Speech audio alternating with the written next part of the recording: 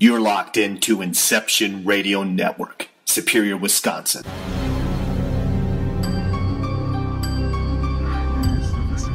You're tuned in to NightVision Radio, exposing the truth one secret at a time.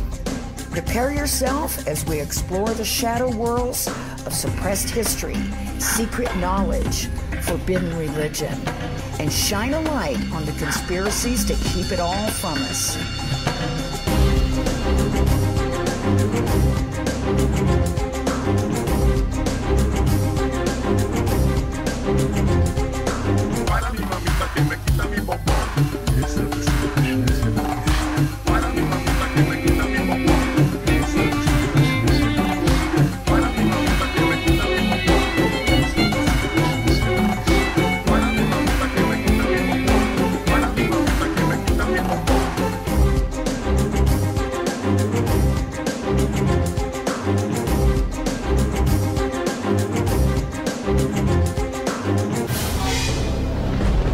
Welcome to NightVision Radio.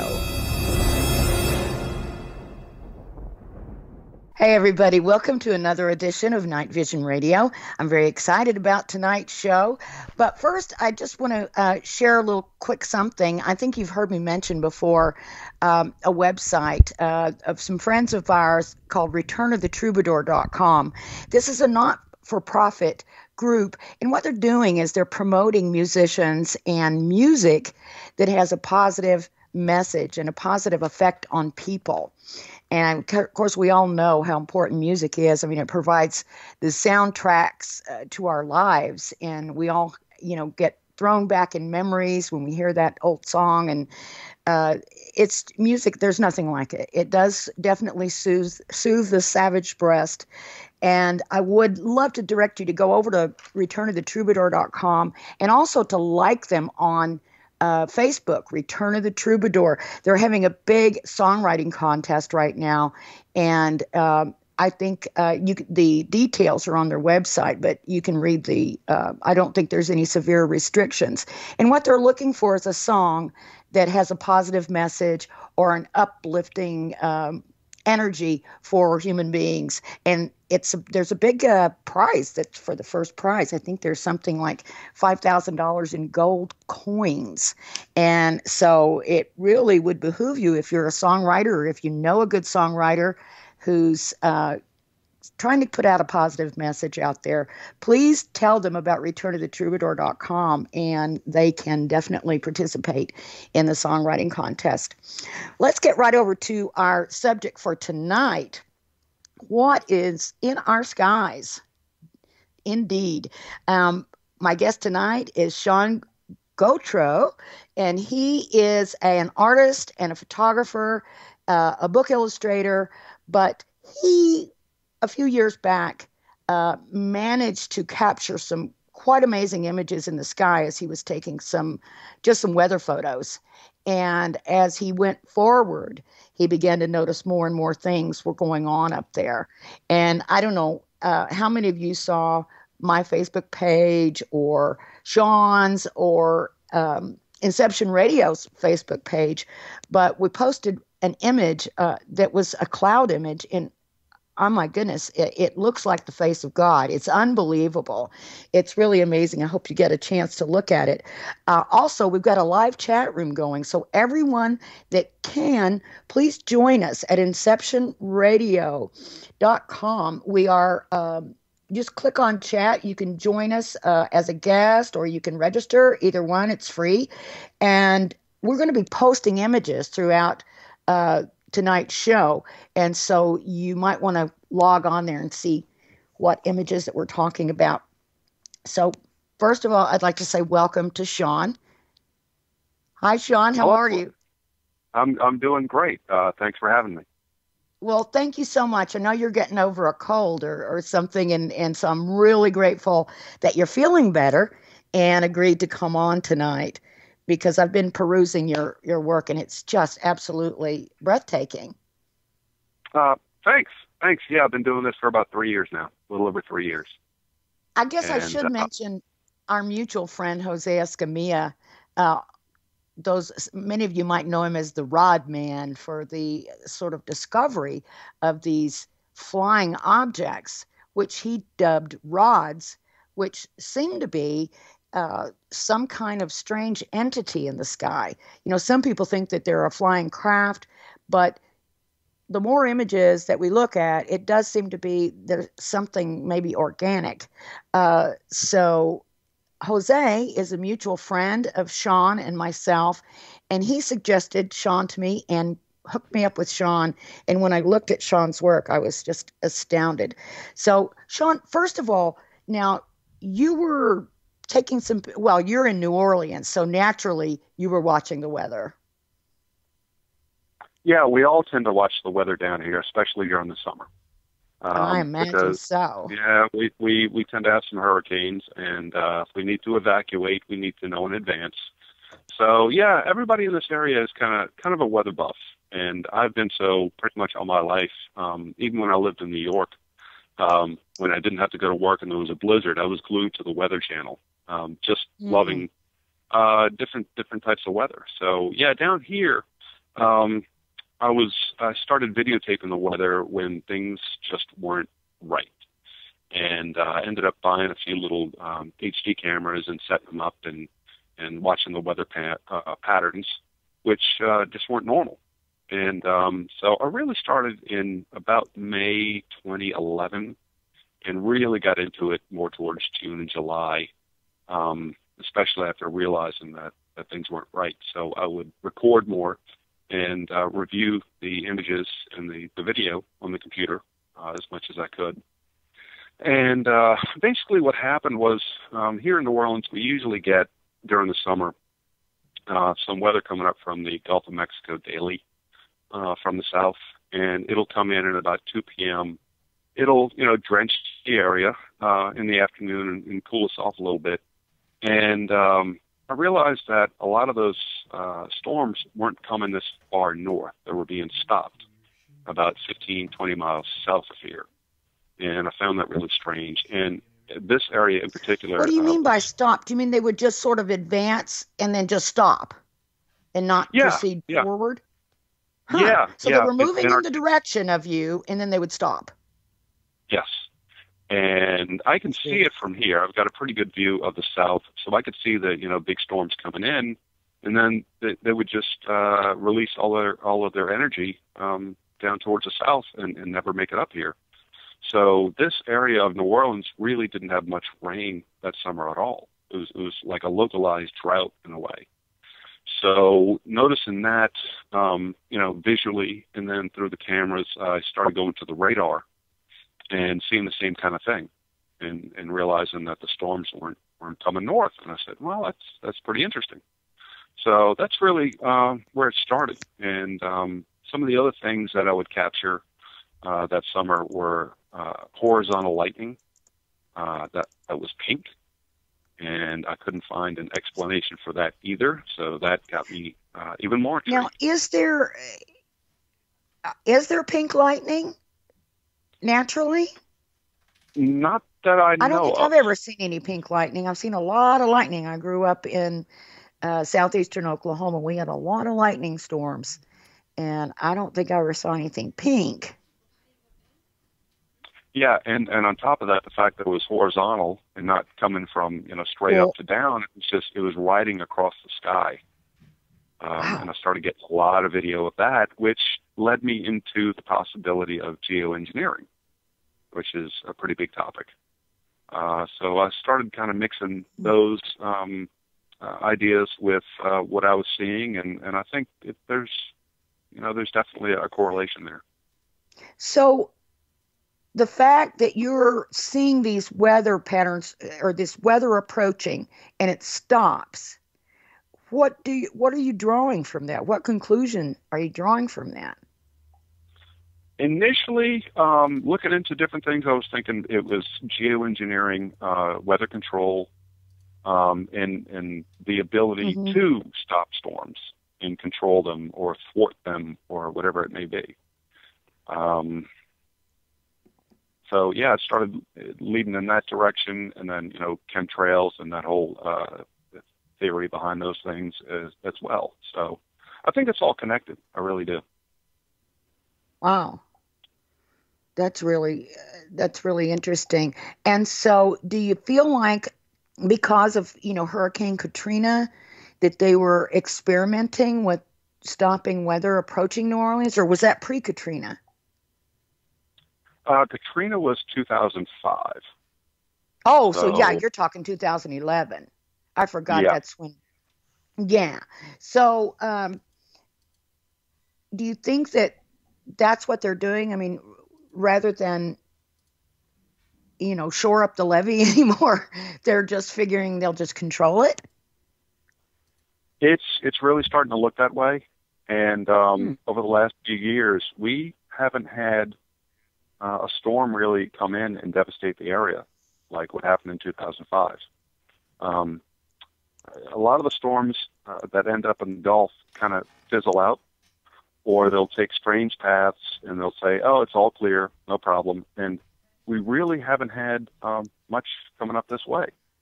And I'll also point to just recently 2 of the hurricanes that were heading towards Hawaii that right before they hit the island just kind of went poof, dissipated. So I think they're definitely controlling the weather, whether it be aggravating storms and creating them or thwarting them and ripping them apart. So, and I've got a lot of theories on that because I've studied radar now for 3 years as well.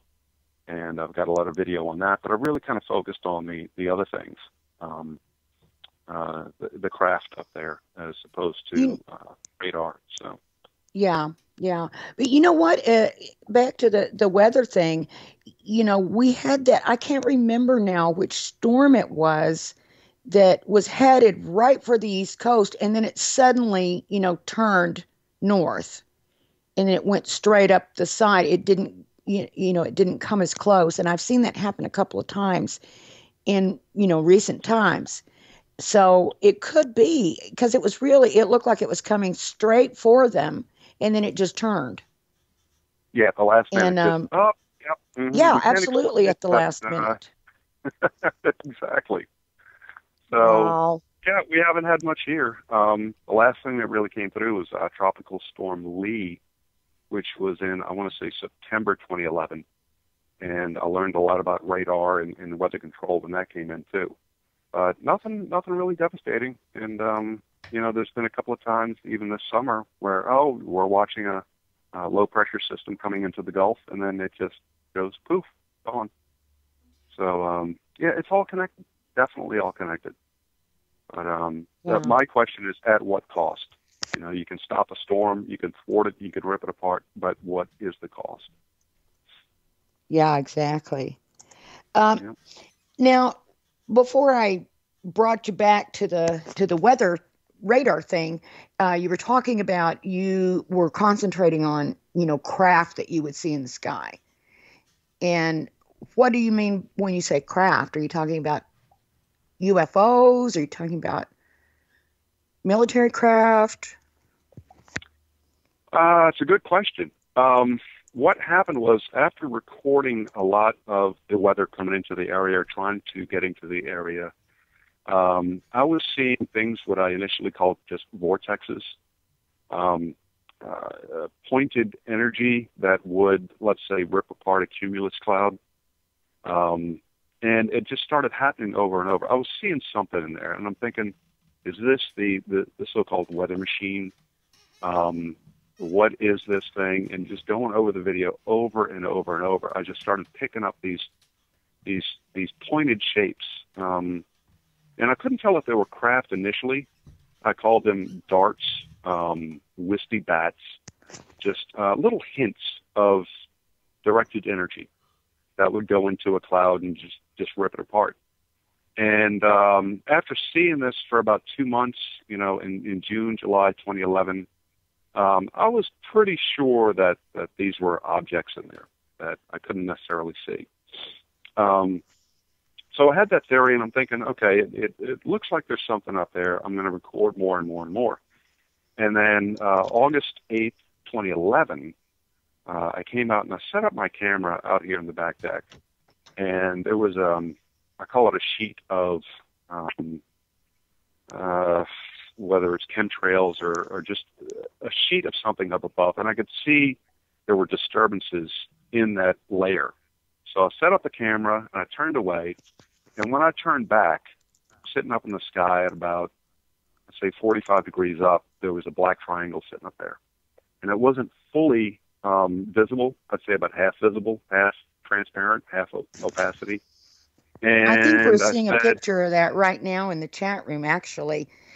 Thank you, Bill from New York, for putting that up there.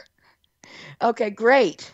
Oh my gosh. Yeah, it looks like it's, not invisible, but almost like translucent. Yeah, I could see it better than how it showed up in the video. And I just got lucky because the camera was just sitting there and it showed up almost in the middle of the frame. And I'm looking at it. I'm standing exactly where I was at the time, and I'm thinking, I see you little bleeps. It was only a matter of time. And it lasted for about 5 minutes. And afterwards, I just, once it disappeared, I turned the camera off. But that was my first real sighting of one of these craft. And I don't know if it was luck, if it was meant to be, if it was a message, if it was a glitch. I don't know. But it was there. It was definitely there. So at that point, I was kind of hooked. Now, what do you think that craft was? I mean, it's sort of, do you think it was a government project? Do you think can you identify that craft from the shape? It kind of looks like the Blackbird SR-71, but it would have been too late for that. I'd heard a lot of people with their descriptions of seeing a UFO, and they felt euphoria or felt something. I felt like, I got you. Okay, I see you. So I'm, at the time I'm thinking strictly military. And I thought it was really just a glitch, and it just may have been. But I didn't get anything to point to other than military for me. But things have changed. But what about some of these other things? Some of these other things, those certainly look like they could be something of ours, although I do hear lots of reports from people about seeing triangular craft that do seem to operate in an unusual manner. And, they don't seem to be, the regular military craft, unless we've got something so much further advanced than any of us can imagine, which I'm sure it's much more advanced than we know. So it's hard to tell. It's hard to make that determination.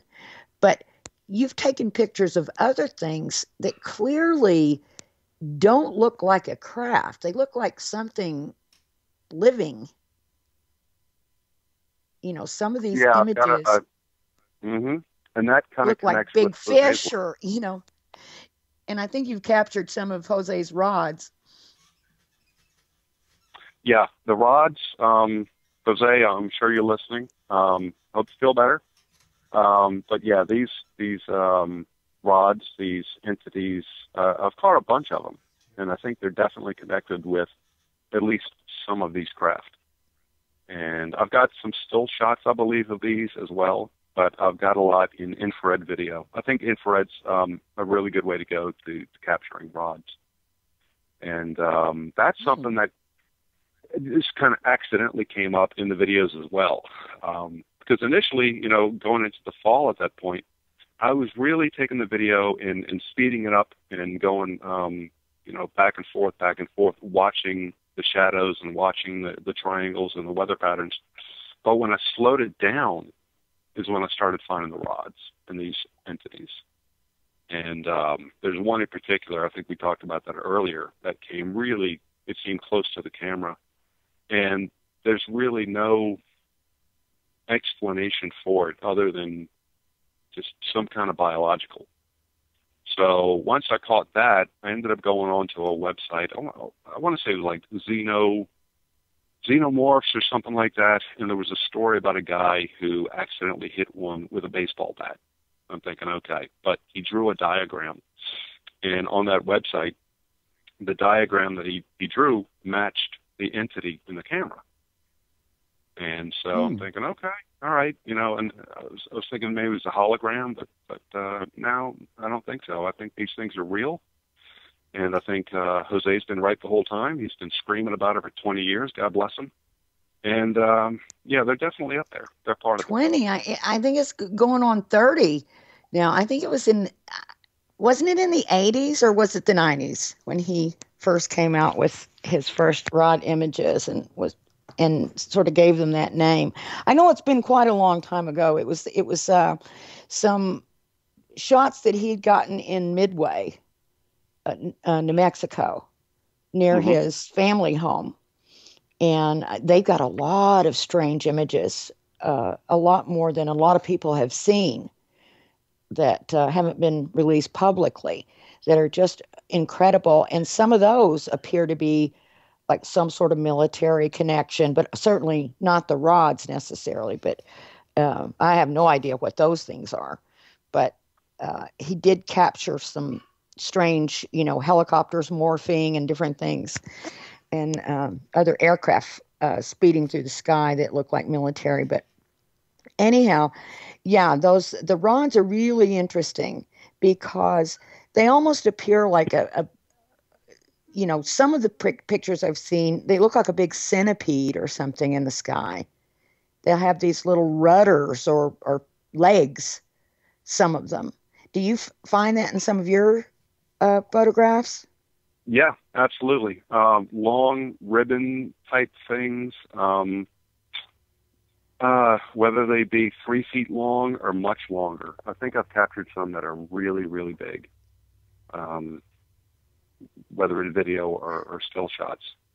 And right. Yeah, someone in the chat room just said that rods are just bugs, but I don't think so. I've done a lot of looking for a lot of years at rod images from the very beginning, and I've seen the difference between bugs and what that looks like. And then there's also ways to kind of measure, like you just said, against other things and get some idea of the size. And they're certainly bigger than bugs. If they're bugs, then they're giant monster bugs from outer space. Maybe they are bugs. I mean, they could be bugs, but they're not regular bugs. Yeah, there's this theory out there that it's bugs in front of the camera.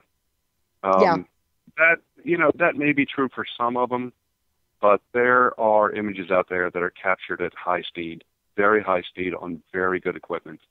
And I want to mention somebody who has been in contact with me and Jose, and that's Wilbur Allen out in Washington, D.C.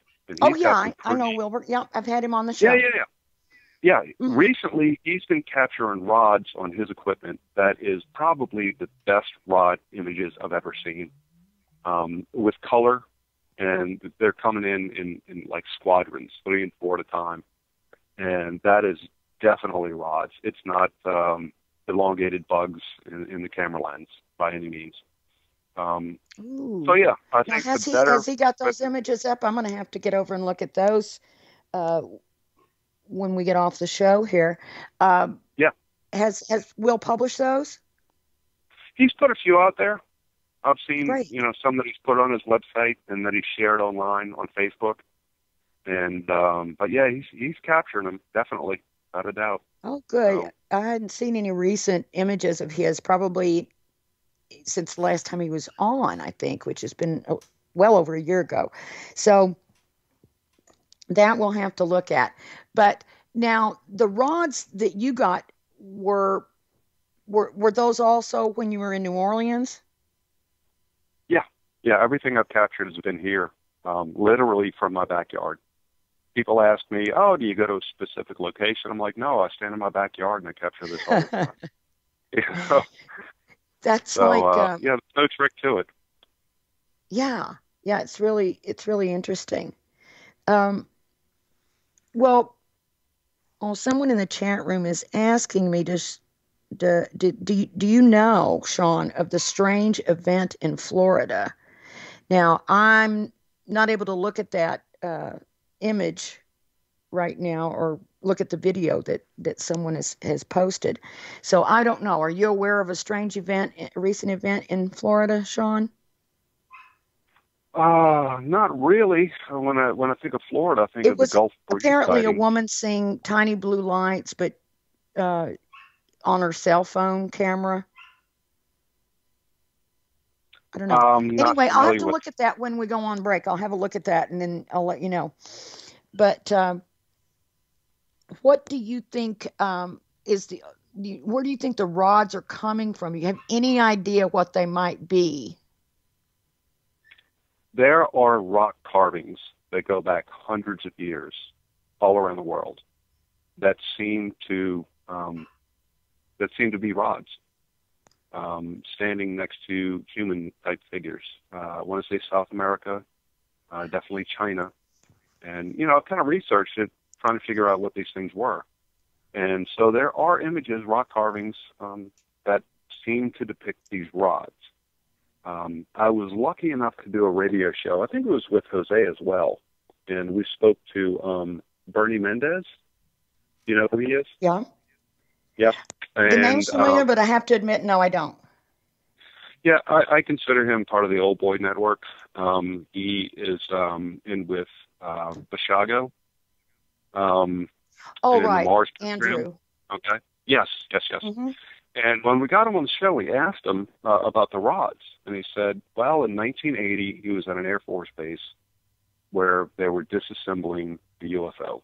A disc UFO, and he said inside there were 3 rods, and when they opened up the craft, these things came out and just started circling up above. So he seems to think that they're definitely UFO connected. What they were doing in the craft, no idea, but that's just one of the few correlations that I've been able to find. Was through Bernie and talking about these things. So, but I've also heard other people call them shuttles. Shuttles for what? I have no idea. Shuttles. But they're definitely around. I've got one video that I put up online, and I've got a chemtrail that came down just out to the west here, and you could tell that there was something that splashed through the chemtrail to kind of break it up. And then just a few minutes later, there's an image of a rod going through that same section of the chemtrail. Now, what does that mean? I don't know. But if that was the case, this thing was huge, like real big. So I don't know. All I can say is that it seems like I've got images of them. Can I tell you where they come from or what they are? No, but there are things out there that you can put 2 and 2 together and say, okay, there's a rock carving in Peru or a rock carving in China, and it seems to be something that's been around for quite some time. Wow, that's really wild. Yeah, it there's a lot of images, in carved in ancient stone and old paintings that seem to show that these things have been around for a long time. Mm-hmm. Not just the rods, but all kinds of strange things in the sky, as we know. Yeah, absolutely. So, and I think they're part of the craft. I really think it seems like they zip off the edges of the craft, especially like the back edges. For what reason, I don't know. And I've got a few shots where it seems like they're literally laying on the hull of the craft. There's one shot in particular that I really favor, and it looks like a triangle with an eye, and across what I consider it an engine, not an eye. But across the top of it, it seems like there's a rod shape, like a ribbon shape, laying across the top. It's almost like an eyebrow. And if you think of Horus, the all-seeing eye, it looks like the eyebrow of the eye. It's the weirdest thing. But, to me, they're part of them. Whatever this system is, the rods are part of these craft systems. Wow. That's really wild. Well, we're going to take a break, and we'll be back in just a couple minutes with Sean Gautreux and his amazing photography and some amazing images that he's captured in the skies. So hang in there, and we'll be right back. Welcome back, everybody. You're listening to Night Vision Radio. I'm your host, René Barnett, and my guest tonight is Sean Gautreux, and he is talking about some of the images that he's captured. We've also been talking about strange weather patterns and strange weather around New Orleans, which could be a result quite possibly of some sort of weather control. And that is, one subject that we're talking about. We're also talking about strange craft, possibly black ops in the sky, and also entities in the sky. If you're just tuning in, please join us in the live chat room at inceptionradionetwork.com. And we're posting pictures in there of some of the things that we're talking about. Some of them are quite amazing, and you kind of have to see them to really get the full impact of it, although we're getting some good information as well. So if you're not able to see the images, there's still a lot of great information coming out here. So, Sean, when we were on break, we were continuing to talk about this weather control thing, and you seem to have taken a particular interest in this, partially, I guess, because of where you live and the history of weather in New Orleans. But I think you said you've always had that interest. And was it in New Orleans that you first came to even learn about the possibility of weather control, or was that something that you already had kind of known about? No, I really didn't until I started noticing the patterns and the weirdness going on up there. So I was always looking for an explanation. Yeah. So I was looking at radar. I was looking at satellite photographs, which ended up being extremely revealing. We'll get into that at some point. But, I was looking at it from the ground, and I'm thinking, well, if I can get good NASA, USGS satellite photos or video of weather, maybe that would explain some things as well. So I ended up collecting in July 2011. I went onto a NASA site and downloaded a whole bunch of high-res satellite images. And you could download the visual spectrum, but you could also download the thermal images, because they took a thermal image at the same time. And overlaying the thermal images on top of the visual images in Photoshop or any kind of program like that started revealing some very, very large craft. And I tucked it away because I'm thinking there's no way these things are that big. So I just really focused on my photographs and my video and put that aside for a while. And then recently, within the last year, I dug them up again and discovered some pretty amazing things. So yeah, there's definitely weather control going on down here. And what it seems to me, this HARP system that they've got in Alaska, this little grid that they're talking about maybe, stopping funding with, I think that was the prototype. And I think the real things have been implemented down here. And I think it's all based out of the main radar in Slidell, Louisiana. I think that is the main part of it. And it looks like they shredded some storms today that were coming in. So it's almost on a daily basis. If I pop on the radar, especially in the morning, I'll get hints of anomalies, and I'll record it, and I'll look at it. And I've got a few videos up on YouTube where I try to explain what's going on. Weather control is definitely real, and I think the chemtrails are involved, and I think these craft they have to be involved. There's so many up there. What it all means, I'm not sure, but I think we'll get to the bottom of it eventually. Well, I hope so. Now, when you say, we talk about HARP in Alaska, and we've kind of seen images of that array of things that, that make up the HARP and up there. Is there something in Slidell or around there that you can see on the ground that you think, that looks suspicious? Yeah.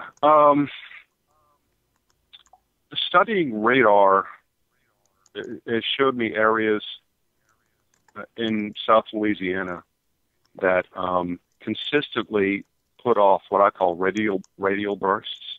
And you can see them on radar, and it's a blue arc or a blue line that comes from these certain spots. over and over and over. And after watching it, over a few months and recording it, I can pinpoint certain areas and say, this corner of the lake definitely has one because I see a blue arc that comes off of that area and affects the storms coming in. And that was one. And then I would notice another one in another section of the lake, and then so on and so forth. And it seems like there's a grid across South Louisiana.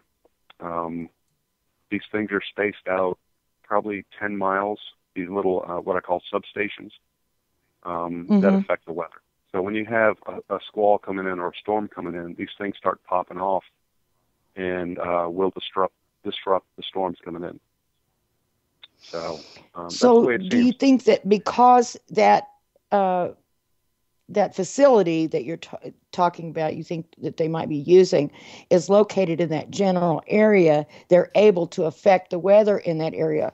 Are they able to affect the weather from there in other areas? And I'm just thinking about some of the places that have, had devastating tornadoes in the last few years, and obviously nothing stopped them. In fact, they seem to be getting worse over as time goes by. So if they're controlling weather, do they have to have one of those facilities in a nearby location? The area that I'm talking about is the main radar for the New Orleans area. And it's tagged as a NEXRAD radar. And NEXRAD seems like it's not only taking in information, but it's almost like it's sending out frequencies as well. So is it located in other areas? Probably. There's some people out there online who tend to believe that these NEXRAD radar stations create weather, whether it be here or Oklahoma or wherever. So, yeah, I think there's a lot more to it. And I think it's HAARP just on a larger scale, kind of spread out over a lot of miles. And again, that was the prototype, and it's implemented now, across probably the whole country, for all I know. So when people talk about, and I've heard this so many times, when they talk about that there's a grid,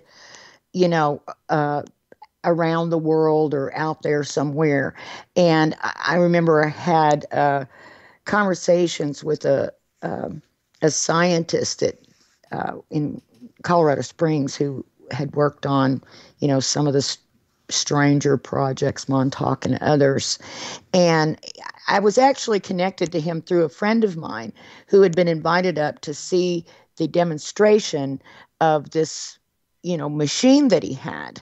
And what he claimed was that it could affect people's states of mind. And by, directing it to points on the grid, they would be able to affect people in certain areas.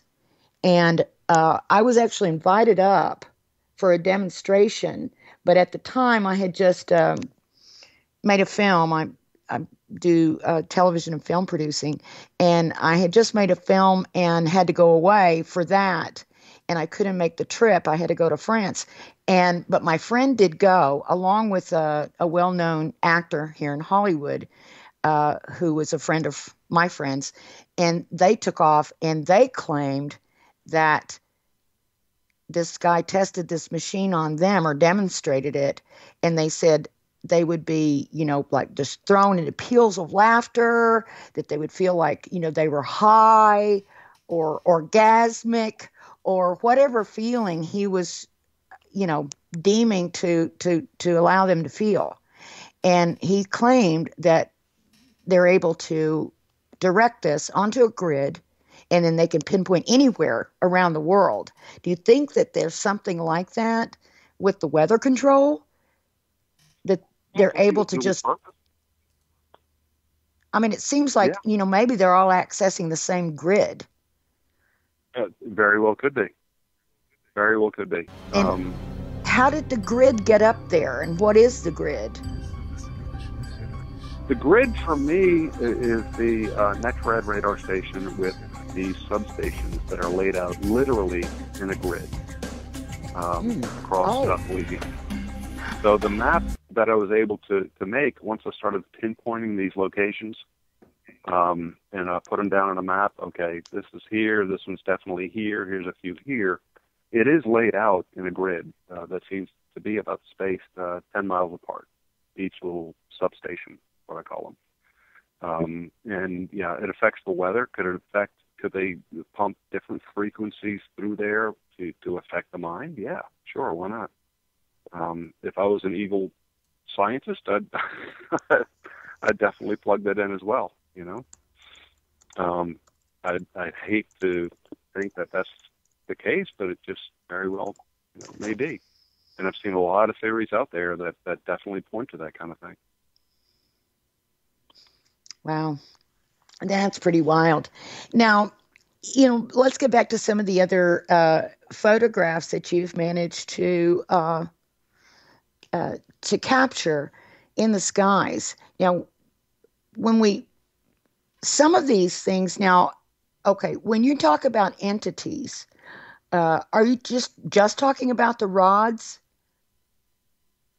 Or are there Not other things out there that you believe might have some sort of life?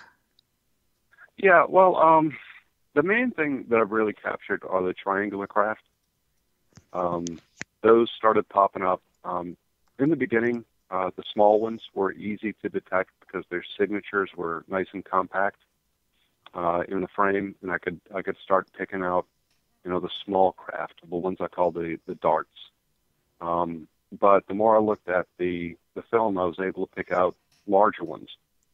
And they get much, much bigger than I thought. And so where do I want to go with this? The triangular craft are,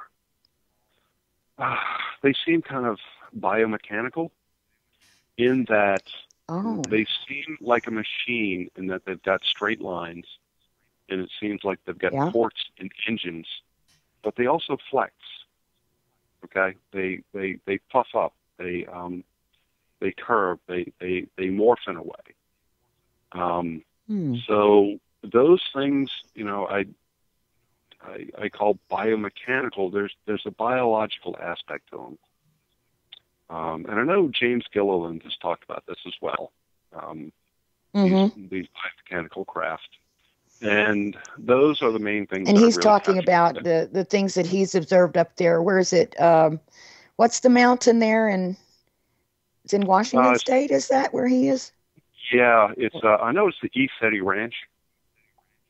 Yes, that's right. The East City Ranch, and I can't remember. Is it Mount? I think it's Adams, Mount Adams. Okay. I could be wrong about that, but I think that's it. But yeah, there's been some interesting stuff. Now, do you think that there's just a lot of stuff going on in that particular area, and then maybe in New Orleans? So, do you think that there are hot spots for this type of activity? Maybe so. Initially, I thought this whole system, whatever it is up above, was the weather machine, and it was thwarting storms coming in. It was protecting the area from hurricanes. And I thought it was really a localized thing until I started or had the chance to really branch out and picking up information from other people. So what I did was I put together the first 9 parts of my theories. And once I got those up on YouTube, people started coming out of the woodwork. And I connected with people like Jim Kerr in California and different people around the world, in the UK and Germany and all over the place. And they were detecting the same kind of things that I was seeing. So it started as, you know, maybe this is a military thing above my head to this is starting to look global all over the place. And, you know, the questions just started coming out of that at that point. You know, really, what was this thing? Why is it all over the place? And what is it and who's doing it? So at this point, we're beyond the fact of that they're up there, that these craft are there. Most of them are triangular. And our big question now is who's doing it? who's pulling this off. Is it something that's been around for a long, long time? Is it something new? But I ended up discovering that I'm kind of a latecomer to this. I've been doing this for 3 years, but the people that I connected with around the world have been doing this for, Belfast BAP in Northern Ireland has been doing this for 8 years. Andrew in Pennsylvania has been doing this for like 11 years. So, yeah, they've been noticing this stuff for a long time. It's been going on for a while, and people are really just starting to wake up to what's going on. So, but do you feel like that? You think it's easier for some people to see it, but to pick it out? I mean, how? Because some of the things that you've managed to capture on photograph, it's like, why aren't people, marching in the streets to find out what it is? So obviously, not everybody saw it.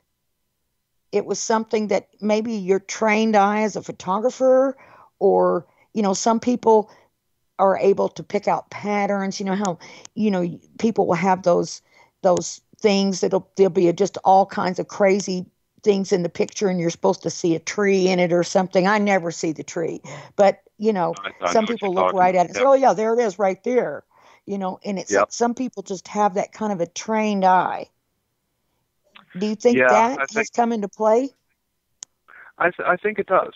I think it does, and it may have to do with the fact that I'm an artist and I can pick out repetitions and patterns, and so now it's a lot easier for me to do so.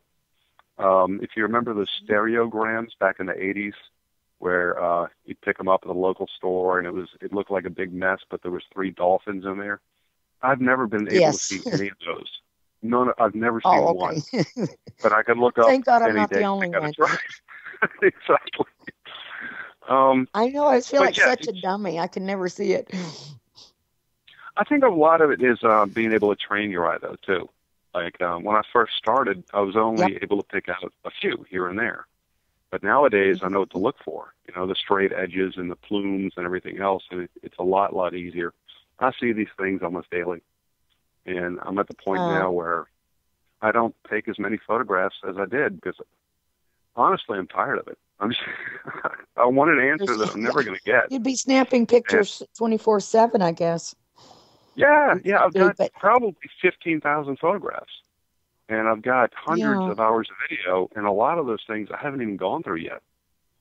So, I'm trying to get through it as much as possible. How many times do you walk out your door in the day or night? I don't know if you've taken nighttime photos, but in the day and not look up at the sky. Do you always just have a scan across the sky when you're outside? Yep, absolutely. I come out here and I look up. Habit now. Yeah, I mean, I can walk out here and sometimes pick out 5 at a time. There's one there, there's one there, there's one there. They're all over the place. I reserve my camera now for those instances where I know I'm going to get a good clear shot, and I don't have to really diagram it. It's pretty obvious. And a lot of times these things come in pretty low, and it's almost like they make it easy for me. So, I did a lot of the photography, but now, as I said, I just kind of reserve for the best when they come in. But I think going back over the 3 years of photographs, that they're making themselves more apparent now. Because I can go back and look at the photographs and not find too many back in the pictures, but now it's becoming more and more evident. And I think a lot of people are waking up to it. And, we'll find people online that have seen a few things here and there, and, they really want answers, and they'll find my channel or Jim's channel and really latch onto it and say, yes, I've seen something like that. I was out at the beach, and I was sunbathing, and I saw this triangular cloud above, and I always thought it was interesting. Or I'll get a message saying, my wife thought I was crazy watching these things, but then I found your channel and it makes sense now. And so I think a lot of people are waking up to it, which is great. Because I know that going to the so-called authorities is not going to make a bit of difference at all. And I think the real way to do this is spread the knowledge horizontally across the people who have seen these weird anomalies up in the clouds. And I think of it this way. If you were to do a poll of people who, let's say, believe in aliens or believe in UFOs, so many hands go up. If you do a poll of people who have seen UFOs, a certain amount of hands go up. But if you ask people, have you seen anything weird up in the clouds? Have you seen any triangular shadows? I think the numbers would really rise at that point. So, it's getting pretty obvious. So, it's leading to something. The why, I don't know, but yeah, it does seem to be. Now, you mentioned earlier that people have reported when having a UFO sighting that they get some sort of feeling. Some people say that they get this, feeling of benevolence and unconditional love, and or they get telepathic messages. They believe that they're communicating telepathically with this craft or with, the passengers aboard the craft. And you said, but, I was looking at these when I first got them, and I said, oh, I gotcha. That's what I thought. But have you ever had a time when you felt like you were having some sort of interaction with any of these things? Like honestly, they came so that you could take the picture, or they allowed themselves to be seen by you, or anything like that? There's been some times where I'll see like a little white flash out of the corner of my eye, and I'll take a picture of that area. Just like a little blip, that kind of thing. I mean, I've had it, I think it was December 28th, 2012. I was back here. And there was one that came overhead, ahead of the pack, and it was just by itself, and it was like the classic example. And instead of grabbing the camera, I just watched it. And it was a beautiful triangular craft that came across. I could see the eye, the port, the engine, whatever, and it was spewing plasma, cloud material. It was a really interesting moment. So I've had a few things like that, but I've never communicated with them. I know there are people who've said, talk to them and ask them to come down. I'm thinking, and I've stood at here and gave it a shot. All right, if you're going to do something. And nothing's really happened in that way. So maybe it's happened for other people, but not for me. I don't get that feeling from it. What is your opinion about the idea that some of these things might be extraterrestrial? Is that something that you entertain? Is that something that... Now I do. Now I do. Think, at the no. beginning, Oh, you do? Yeah, I do, because at the beginning it was a lot easier for me to accept that these are all military and terrestrial based. I mean, that just made a lot more sense to me because I really don't have a background in, studying UFOs. But there's just so much of it going on. And after trying to research, an origin for these things, I'm open to the possibility that these are either extraterrestrial or the caretakers of the planet or the air conditioners or the Vimana or the Anunnaki or any of this other stuff. So, yeah, I'm certainly open, So can I tell you what it is? No, I really can't. Yeah. I'm hoping that somebody's really got to pick up the ball at this point because there's only so far I can go and we can go with this. There's people out there who know exactly what this is, but they're not talking. So I would hope that somebody would take this information and take it to the next level because, it's really hard getting the information out there. And I definitely thank you for, having me on the show to explain this to people. Because it's something that they can see. Oh, absolutely. Yeah. I mean, we're not looking through Generation 3 night vision goggles at stars. This stuff is right above people's heads. And maybe it has been for a long, long time. And once they realize what to look for and how to see them, they're going to see them. So hopefully that brings some answers. Yeah, we're going to take another break here. in just a second, but I'm going to ask you when we come back if you can, first of all, maybe give us a few pointers if people, are interested in trying to capture their own images. Maybe you can kind of, at least, not necessarily for, professional photographic advice, but how to look for things, how to spot the patterns, how to, kind of be able to pick them out of all the mishmash of clouds and everything else that are up in the sky. So, if you don't mind, I'm going to prevail upon you when we get back. And then we're also going to be taking some questions from the chat room. So you guys, we're ready for your questions right after we come back from this break. Please stay tuned, and we will be right back.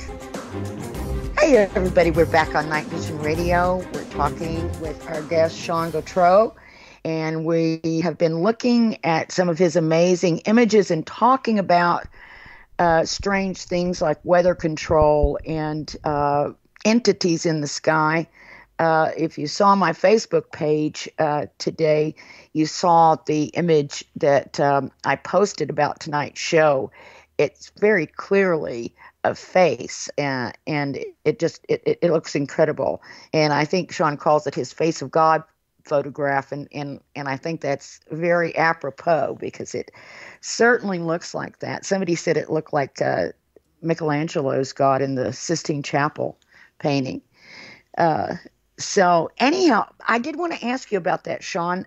Before we are going to be taking some questions that are being delivered to us from the chat room. But first, that picture, that face of God picture that you have on your website. Oh, and by the way, Sean's website is whatisinOurskies.com. Sean, also, you're an artist and an illustrator, and you have an art site. Could you give out that site, please? I don't seem to have that right in front of me. Sure. It's art504.com, and 504 is the area code for an Orlean. Art504.com. Mm-hmm. Yeah. Good idea. Cool. And all right, so let's get to some questions now. Bill from New York is asking, have you ever seen a UFO or any other type of anomaly in the sky while you were looking at lightning, while lightning was present? Absolutely. Lightning. Other than the anomalous pink lightning. Yeah. Well, when I started recording lightning as much as I could, back in, I'd say, probably August 2011. And there were a couple of storms that came in the area that were obviously, to me, fake. They didn't adhere to wind patterns where they should be coming from. There was one, I would say, at the end of August that came in, and I've got a video on YouTube about it. And this thing came from the northeast across the lake, and all of the lightning was coming from the same spot in the clouds. I thought that was interesting. And then when I reviewed the video, there was red bolts and there were green bolts coming down. I thought, okay. Then a few weeks later, there was another one to the southeast of here. And that one, it was close enough. It was less than 15 miles, but it didn't make a sound. And I recorded that one. And when I went into Premiere to kind of break it down, I noticed that the lightning was hitting at a regular interval, almost like it was timed. Because I was going through the video and saying, all right, I'm marking this spot, here's a bolt. And I'd go, and another 30 seconds later, I'd mark another one. Okay, I'm going to come back to this one. And then after doing about 10 of them, I realized that it was evenly spaced. It was like it was fake. And I was able to pick out, at the time, craft features in the storm. But since then, in fact, just a couple of weeks ago, it's one of my latest videos on YouTube. My channel is Industrial Surrealism on YouTube. And if you check out that one, there was a craft right over the lake. And I just set the camera out and just let it record the lightning. And it's obvious that there's a triangular craft that is emitting lightning from the back of it. It was one of those lucky shots. I said, "Oh, here we go." You handed it to me again, so I made a video of it. And so yeah, these triangular craft are emitting lightning for sure. It's not random. It's not no. Mm-mm. Wow. Another question from the chat room from Neutron, who says, has Sean ever watched for missing time when he sees a UFO? Have you ever kept track of your time and felt like, a lot more time, a lot less time had passed than really had? Or no, actually, did you ever no, I notice haven't. anything strange about the time? No, I can't say that I have. No. Can't say that you have. And also, let's see, R.W. Sanders says, do you feel UFOs are extra-dimensional? Yes, I do.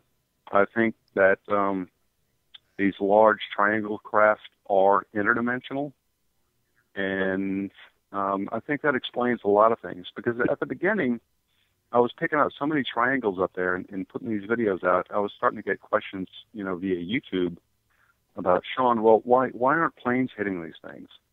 You've got, and I'm pretty close to an airport. And my initial explanation was, well, maybe the FAA is controlling all of these military triangles, and these, the commercial flight patterns are steered in between, the concentrations, and maybe that's why they're not hitting them. And maybe that's the case, but there's so many of them. It's starting to seem like there is another dimension to it. And again, at the beginning, I didn't really study a lot of this stuff, and I didn't really understand the interdimensional aspect of things. But when you start talking about ghosts, or people who have seen other entities that have walked through walls or walked through whatever, that Right. is interdimensional aspects. And if you apply that to these craft, then it makes a lot of sense. So yeah, maybe airplanes are going right through these things because there's so many of them. So that was my way of saying, okay, interdimensional aspects it's a real thing. Did you say that maybe airplanes are going through them and disappearing? Not necessarily that way. We've heard stories for decades about the Bermuda Triangle and in craft in boats and planes disappearing without a trace in this particular area. And I've always wondered whether that wasn't some sort of interdimensional portal. You hear things about the Skinwalker Ranch in Utah, about where, people reported, including scientists, the sky opening up and strange entities and craft coming through a hole in the sky. It sounds a lot like some of these things. And are you saying that you think that some craft may have disappeared into those? Some, earthly aircraft may have disappeared into another dimension? Could very well be. Think of the initial Malaysia craft that disappeared, and there's no trace of it. Well, that's what's in the back of my mind right now. Flight 370, I guess it was. Mm-hmm. And so. There's not been a trace of that found right. that I know of to this day. And that just seems really odd. And it really doesn't seem like there's been any kind of clear motive. Some of the passengers on that flight, were involved in some interesting research. And the fact that there were like 20 of them on board made it even more interesting in terms of, looking for possible reasons. But it's funny how you really don't hear anything about it anymore. It's kind of like everything else.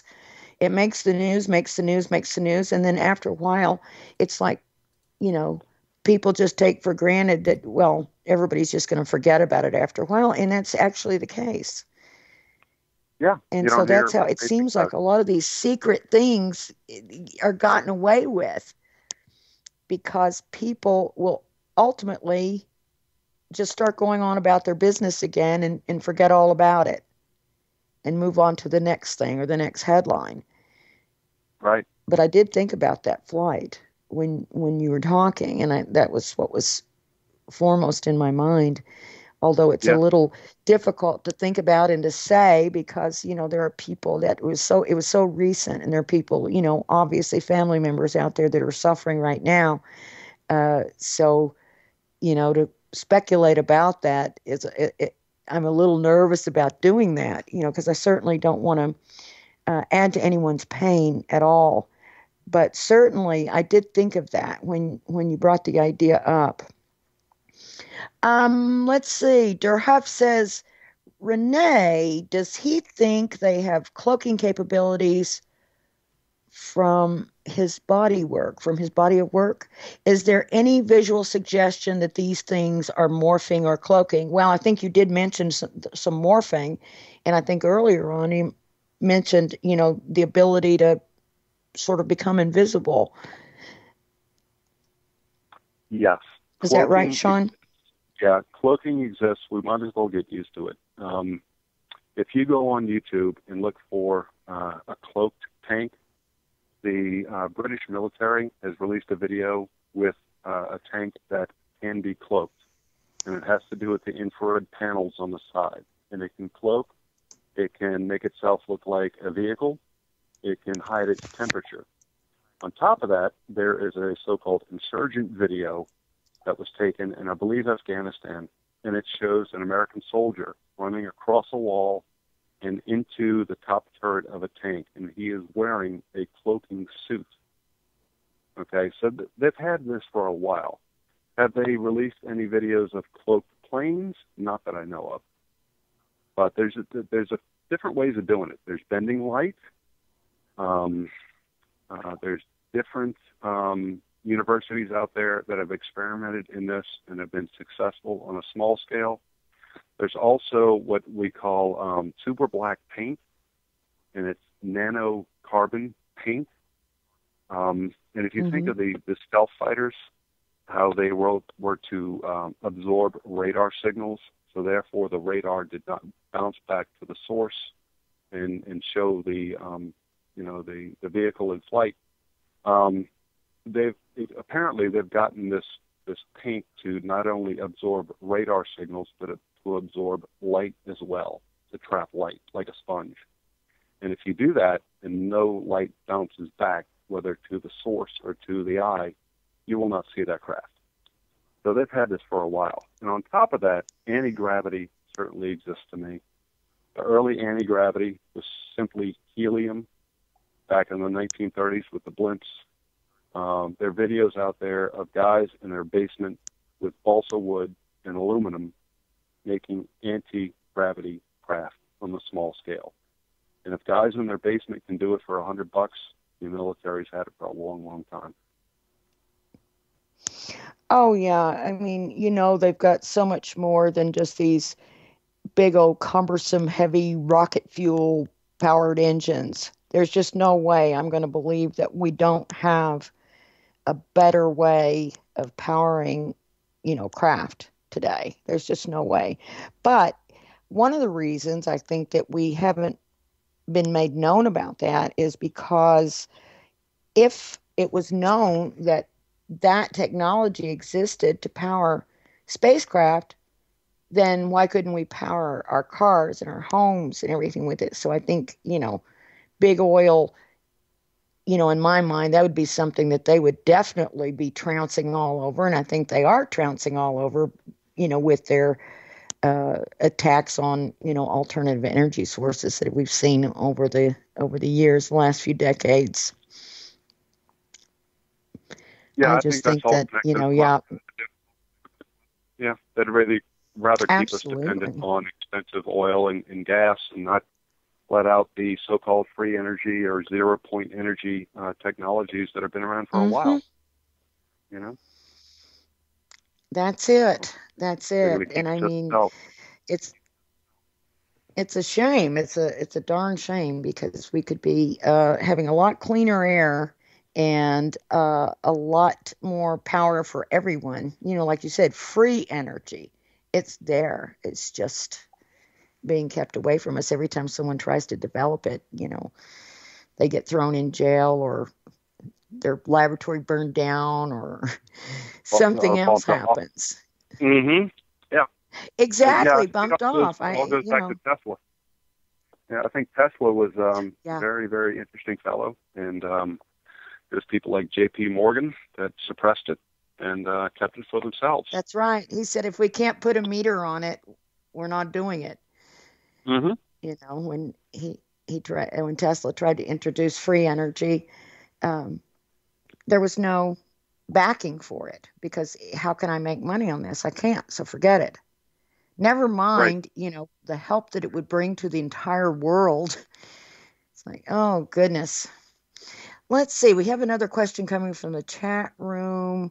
It says, since he mentioned guys making stuff in their basements, does he have an opinion on Operation Paperclip and Nazi technology in anti-gravity? Are you familiar with that, Sean? Absolutely. That was your hush again. Question. Yep.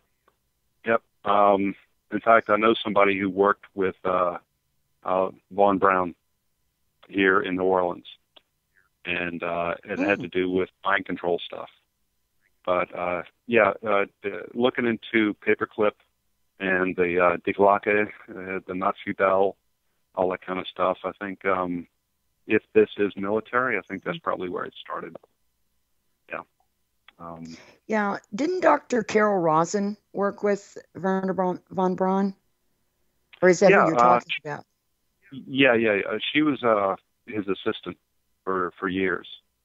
And it seems like when he came down with cancer in the last years of his life, there's a possibility that he started coming clean. And, he warned about, the alien card.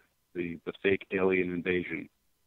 And a lot of this, what we're seeing around the world is starting to point to this kind of thing. Rogue nations, the threat of asteroids, and the last card being the fake alien invasion, which this may very well be. And if that's the case, we better start paying attention. So, yeah, there's a good possibility that it's all connected in, sure. Yeah, we could be in more trouble from a fake alien invasion than we might be from a real one. Yeah, sure. Because if it's a fake alien invasion, somebody's got bad motives. If it's a real one, we got maybe a 50-50 chance.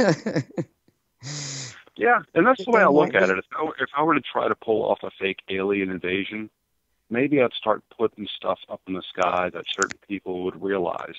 And recognize and start taking photographs of, and then claim that they're all alien ships. And that's one of the reasons I won't say either way. Because if that's what's going on, I don't want to be promoting this idea. I'd rather sit back and say, somebody else has got to answer this. I can show you what they look like.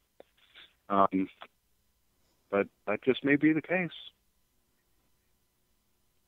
Yeah, that's really interesting. I hadn't thought about that. But it very well could be true. I mean, I remember, growing up in this country and, we had our little weekly readers that we received at school every week and with all these stories about America. And I remember reading stories about, how kids were being propagandized in Russia, and all that. But then I realized, that later in life that the same thing was really happening to us. They were teaching us things in school, and we all gained all this trust in, the powers that be. And it was a rude awakening, as an adult after, having a bit of independence in my thinking and realizing that, no, you can't believe everything. You have to check it out. You have to be aware, and I think that's what you're saying in terms of these things in the sky is that you don't want to come down and say, hey, I think it may be ETs, and then maybe there's something more earthly and maybe a little bit more sinister. And you don't want to be part of the pulling the wool over the people's eyes, I guess. Yes. Yeah. There's a lot of mind control going on, and I could be completely mind controlled for all we know. Any of us could be. So that's why I keep on going back to the photographs. How would you know? Here's the evidence. Right. How would you know? You wouldn't know. I think you mentioned Andrew Basiago earlier, and or maybe that was in a private conversation. Now, I might have been when we were on the break. I'm not sure. But, I know him, and a lot of people, certainly believe that they've been subjected to, government mind control and those sort of things. And then I've wondered about that. It's like, well, if I was, how would I know? I think probably if I was, I wouldn't be quite so rebellious, Maybe I'd be a little bit more complacent. But, I don't doubt that those things can and do happen because, too many people are reporting things. And I've found, unfortunately, our government and our religious institutions and others, caught up in lies, caught up in crimes, caught up in murders, caught up in pedophilia, caught up in all kinds of things. So it's like, I think we really just have to be independent and think for ourselves. And I think that that's what they don't want us to do. Right. But that's what we need to do is stop, being sheep and listening to our own conscience, our own minds, our own hearts, and, figuring this stuff out the best way that we can, because you just can't take their word for it anymore. At least that's my little soapbox rant for the evening. You really, really don't. And for you, do you have an idea of a case that would be considered like best evidence for extraterrestrial visitations to the Earth? I'll say this. Like mine is like Travis Walton case. He's just one of the most credible guys I've talked to, and the Betty and Barney Hill case. But what about you? Do you have something for you that says, oh yeah, that just might be real? Well, personally, I don't have too much, but I'll say this. You've got the rods, but we don't know where they came from. Yeah, but these triangular craft that I'm capturing seem to correlate with the same craft that have shut down the nuclear silos. And if that's the case, great, bring them on in. Because the accounts that I've read, they seem to line up. So if these triangular craft have been coming in and saying, you know what, military, you're not going to use these things, and we're going to scramble them on you, no more nukes, fine with me. Come on in. If that's absolutely. The case, Go on over to Fukushima, Oh, boy. Help us out over there, too. Mm-hmm. Goodness gracious. That is very, very wild. Yeah. Well, Sean, it has been great. We're down to the last couple of minutes of the show here. The next, looks like we have maybe 3-4 minutes left. And I wanted to know, also I want to share again your website, whatisinOurskies.com, and your art website, which is art504.com. You guys check out his artwork. He's amazing and does everything. It's just really wild. There's so many different examples there.